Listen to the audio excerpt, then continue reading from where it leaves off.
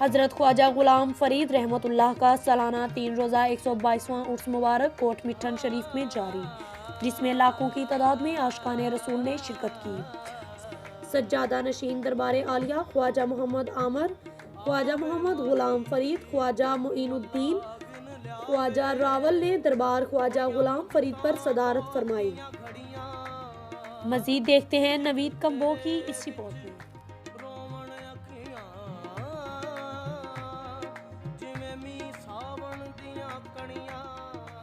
حضور خواجہ غلام فرید سرکار کی جو تعلیمات ہیں ان کے حوالے سے آج ہمیں کچھ بتائیں، اور ان کی کیا تعلیمات تھی، ان کی تعلیمات پہ بندہ عمل کر کے اپنی زندگی کیسے سنوار سکتا ہے، اس حوالے سے ہمیں۔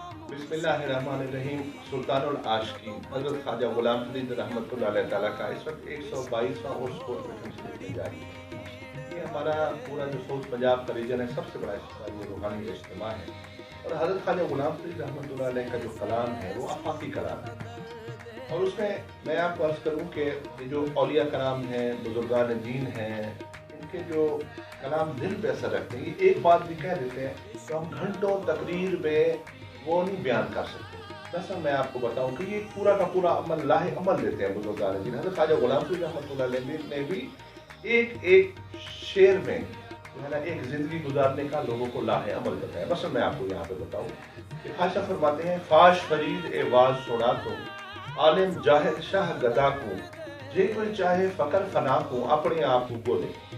اچھا، اس ربائی میں آپ دیکھیں، اس پہ آپ اس میں تقریر کرنے پہ ہیں تو گھنٹوں بولتے رہیں، لیکن خواجہ صاحب نے یہ اپنے 4 لائنوں میں ایک زندگی گزارنے کا ایک جو شاہ کو بھی ایڈریس کیا ہے، گدا کو بھی ایڈریس کیا کہ فاش فرید باز ہونا تو عالم جاہل شاہ گدا کو، عالم کو بھی، جاہل کو بھی، شاہ کو بھی گدا، مینز گدا سے لے کے بادشاہ تک جتنا طبقات ہے سب کو ایڈریس کر کے کہتے ہیں کہ جے کوئی چاہے فقر فنا اپنے آپ کو بولے، جس کو فقر کی تلاش ہے اپنے آپ کو ڈھونڈو۔ لیکن اس میں آپ دیکھیں سمجھیں، اس وقت معاشرے میں ساری گڑبڑ یہ ہے کہ اپنے آپ کو تو ہم ڈھونڈتے ہیں، ہم لوگوں کو کرٹیسائز کرتے ہیں، لوگوں کے نقائص ڈھونڈتے ہیں۔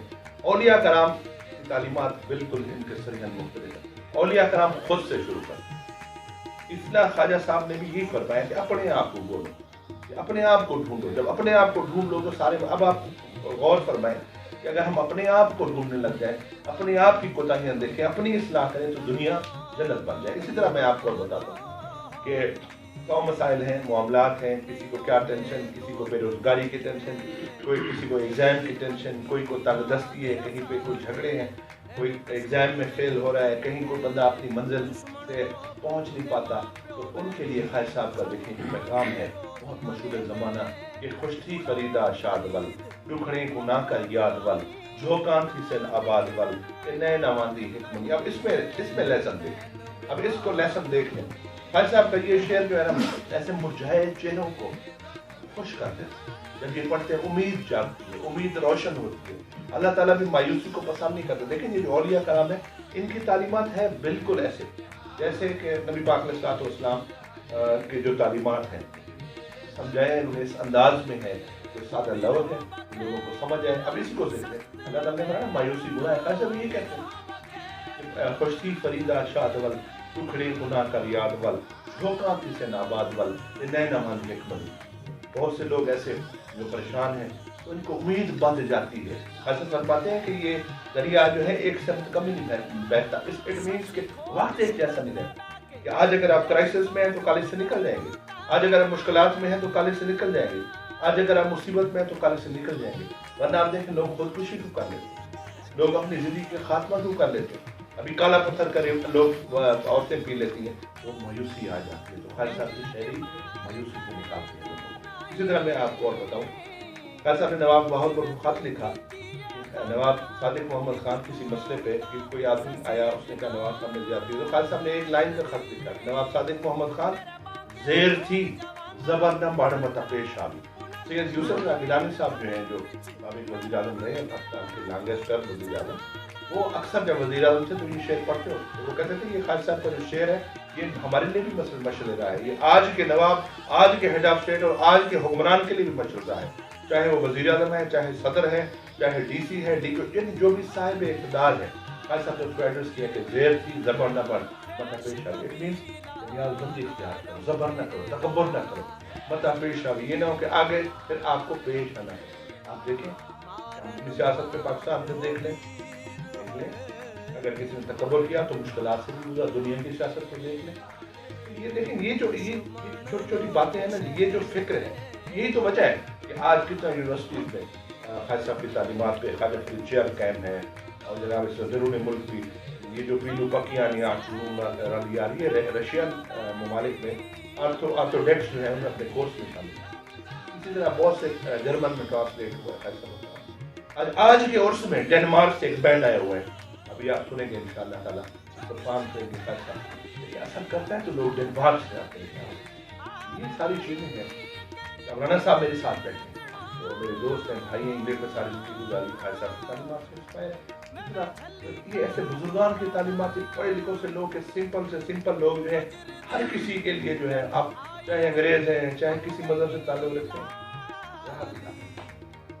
حضور, یہ ایک عاشق رسول کو عرس فرید پر یا ویسے بھی دربار شریف پہ کس طرح حاضر ہونا چاہیے؟ میں آپ کو عرض کروں, حضرت خواجہ غلام فرید رحمۃ اللہ علیہ کا جو لفظ ہے سلطان العاشقین, امام العاشقین, بیسکلی جو ان کا سرکاری رسالت باب صلی اللہ علیہ وسلم کی عشق تھا, اس کے حوالے سے آپ کہا جاتا ہے کہ سلطان العاشقین, کہ آپ عاشقوں کے سلطان ہیں, عاشقوں کے کنگ ہیں, عاشقوں کے امام ہیں. اور اس میں آپ کو وہ بھی خاصا خود ہی بتا دیں, عجز نیاز ساری مولی تھوڑا جکڑے گھوڑے کھاندڑیاں, تیرے نام تے مفتوی کاندڑیاں, تیرے باندھیے دی میں باندھنی ہاں, ہم دردے کتیاں نال ہدا. یہ خاصا کا لیسن ہے کہ جب آقا علیہ السلام کے اور ایسے فرماتے ہیں تیرے در دے کتیاں نال ہدا, تیرے در کے جو کتے ہیں ہمارا تو ان سے بھی ادب ہے.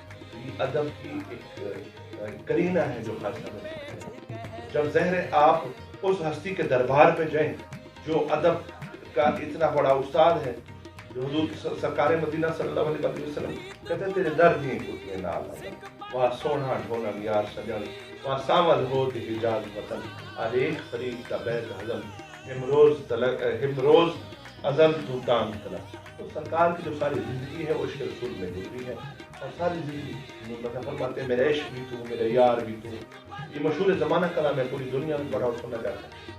میرا دین بھی تو, ایمان بھی تو, میرا کعبہ قبلہ مسجد ممبر, وہ سب سے قرآن بھی تو. تو یہ جو اب اس سلطان کے جب آستان پہ آپ جا رہے ہیں جس نے عشق اور ادب کا سبق دیا ہے, وہاں پہ ذہن ہے یہ بات صرف ایک خواجہ صاحب کے حاضری کی نہیں ہے. جس آستانہ پہ جس بزرگ کے دربار پہ جائیں ان کو با ادب حاضری ہوں. اسی طرح جو عشق کا سلطان ہے تو وہاں پہ تو ہمیں جو ہے بہت ادب سے حاضری ہے.